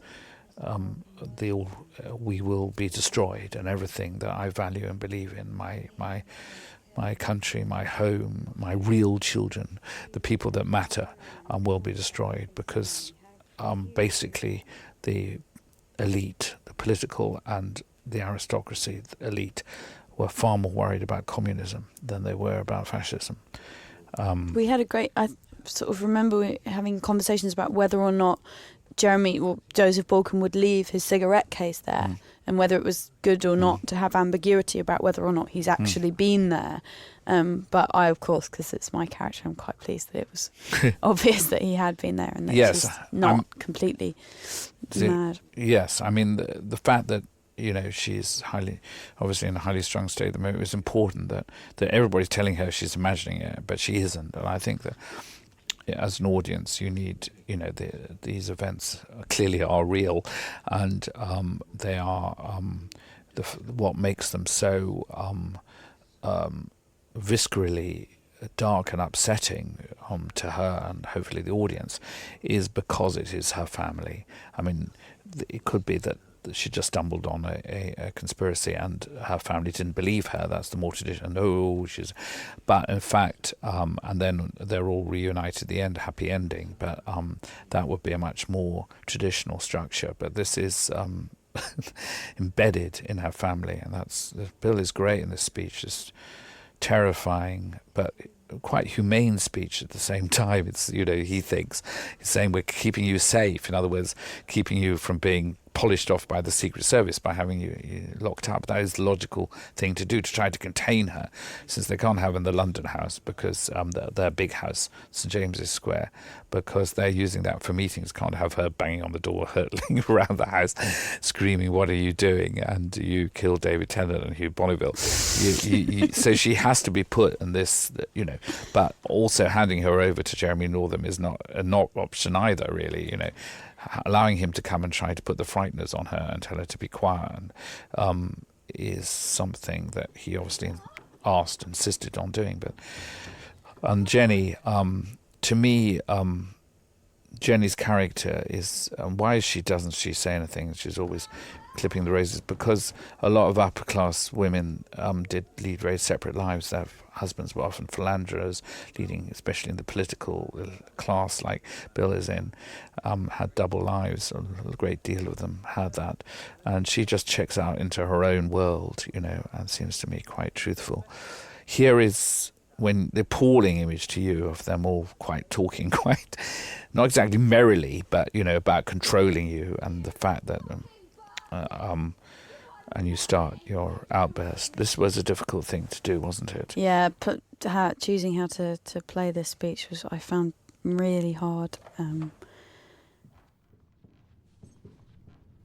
You will not bring that ghastly. But it is difficult because it is. But it's. But people have been very grateful. Again, around the Q&A, people say, "Oh, I love that bit when she really shouted at them." That the people like the fact she fights back. It was very, very important that she fought back. I think when you saw the film, you were quite surprised that I kept it all in. It was the most actressy thing I have ever said in my life, is that I saw this film, which I was so proud to be in, and I said, "Oh, thank you," and thank you, Stephen, for letting me be in it. Why did you play that scene at the end all in a long shot? Well, because I think it's a principle that when people are shouting, I always saw it in a wide shot. The only difference was that I made it very bright. When I wrote it, I thought she would be dark and shadowy.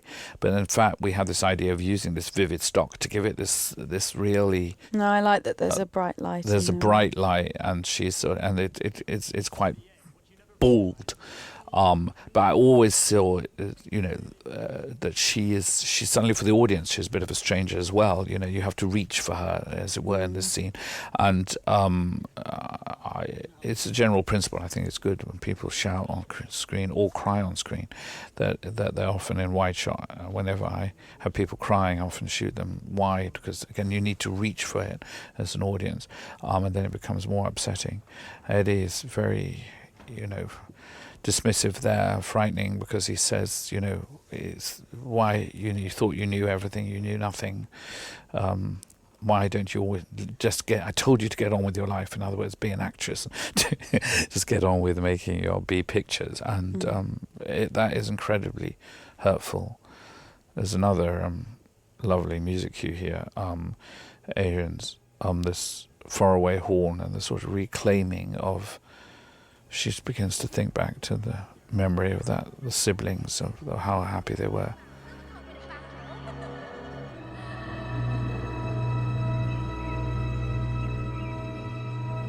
And of course her dad as well. I'll never let you go away again. There's a lovely shot, Suya. I think that particularly is a gorgeous shot. Danny is very kind to me. Keep on making your self-deprecating remarks.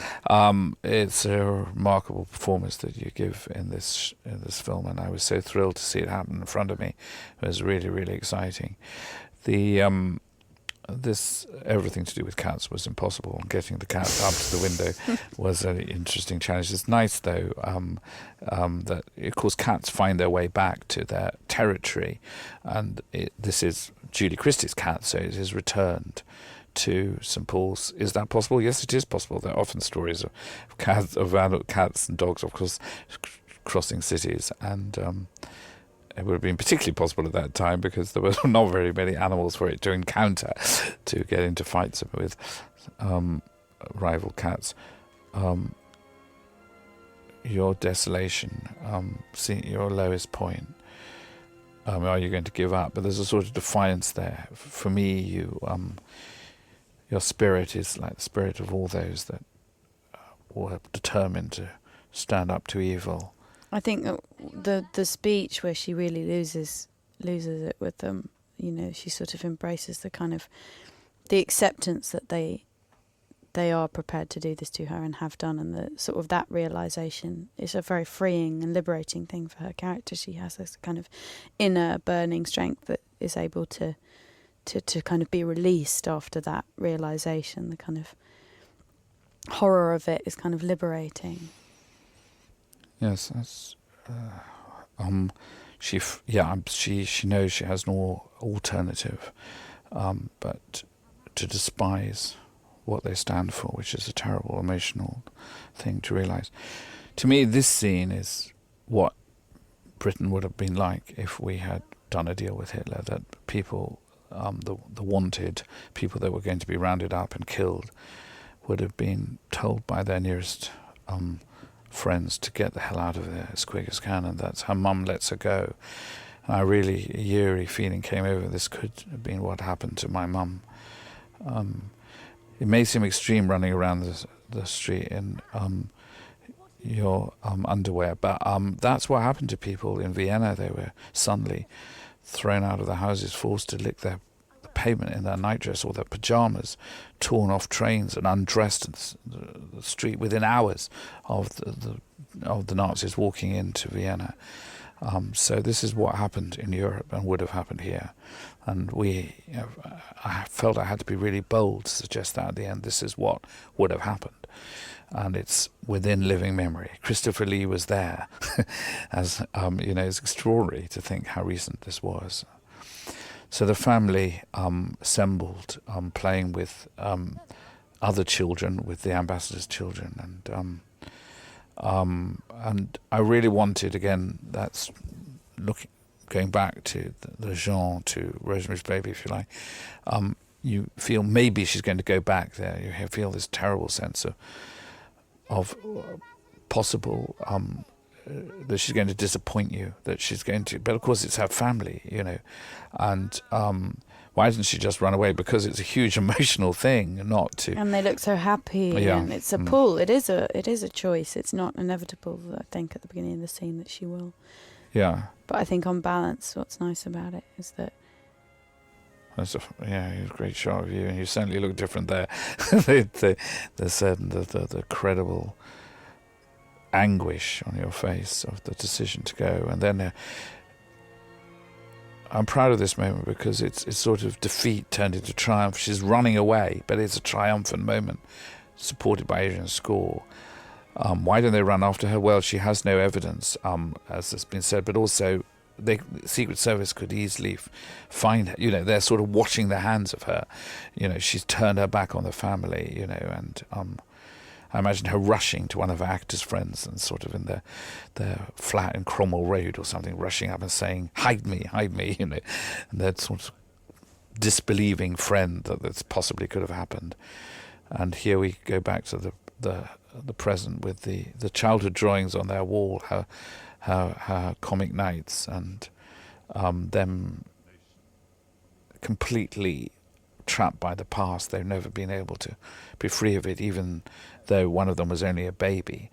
I like that idea that though they were, well, one was a witness and the other was a bit of a participant because he did, he's 14, he possibly should have questioned his motives, but it's difficult, especially at that time when you did what the elders, adults told you to do, you did them. That's him being encouraged to take the baby.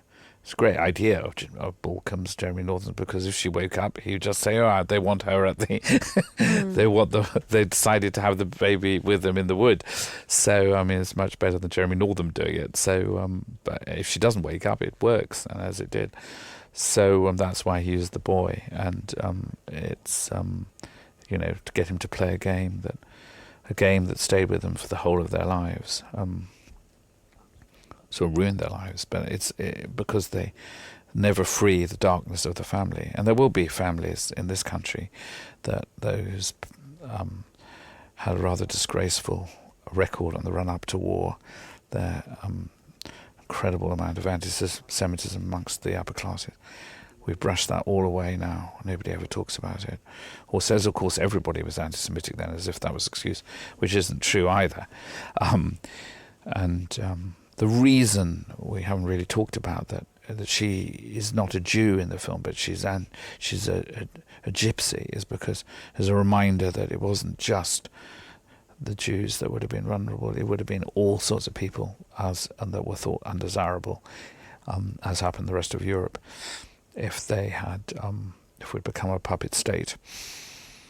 So they return to that churchyard that you stared at. This churchyard is in Stepney. It's the bells of this church are the ones that are mentioned in the nursery rhyme Oranges and Lemons. The bells of St. Clement, I think I've got that right. It's an incredibly old church. And what's rather haunting is that there are fragments of old houses around it, which we saw behind you when you were staring at the railings, but everywhere else was completely flattened by the Blitz. So the scars of the war, of standing up to Hitler, Writ large in this very landscape, that's an isolated piece of medieval London left. Muriel Pavlov, of course. Yes. Who's would have been a 30s. Yeah, Muriel was 30s starlet herself. Well, she became a star after the war. She was, but she was in one of the most famous British war films, Reach for the Sky. She played Kenneth More's girlfriend in that, and of course she played in the opposite Dirk Bogarde in the Doctor's films, and also another famous British war film, The Malta Story, with Alec Guinness, and Ealing's war film. So another link to our cinema past. Muriel was very much around. She's about the same age as Christopher when this story was happening, and so she remembers what the atmosphere was like. It's a link to that time, witnesses from that time, and of course the fact that she survived both gives us hopefully a feeling of, but I didn't want to end it on desolation. I wanted it that there were people, obviously, that stood up. And this image of you staring, both triumphant because you have survived, but also a question, in your eyes, slight accusation. Yes, it was an incredibly close-run thing that we are here, that we did do that. And I think it's a great look you give at the end. Thanks. We did that quite quickly, didn't we? Yeah. I remember saying, "What do you want me to do?" And you said, "Just look down the lens." Yes. Look straight in the lens. That questioning look. That look of yes, it was that recent and that close is what that look says at the end, I think. And I think that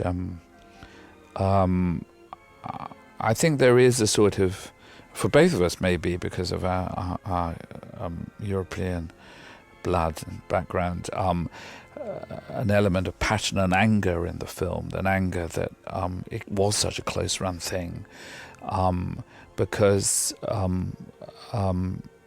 it was obvious to a lot of people, including, of course, Churchill, that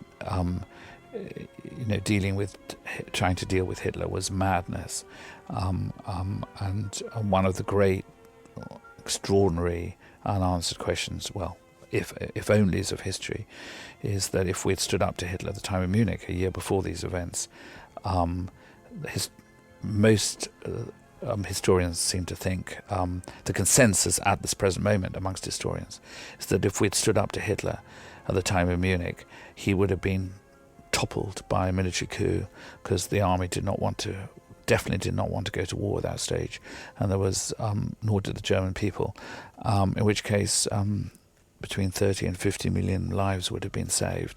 There would have been no Second World War, no Holocaust. I mean, I think what was so emotionally involving for me in making this film and working with you was that, I was born in 1982, and Britain's national identity is so caught up with the role that we played in the war after we did enter, and it had begun, in the Churchill years, in the true sense of the word. People, threw themselves into defending Britain and Europe in a noble and, sacrificed huge amounts, and that was such a incredible courage and bravery.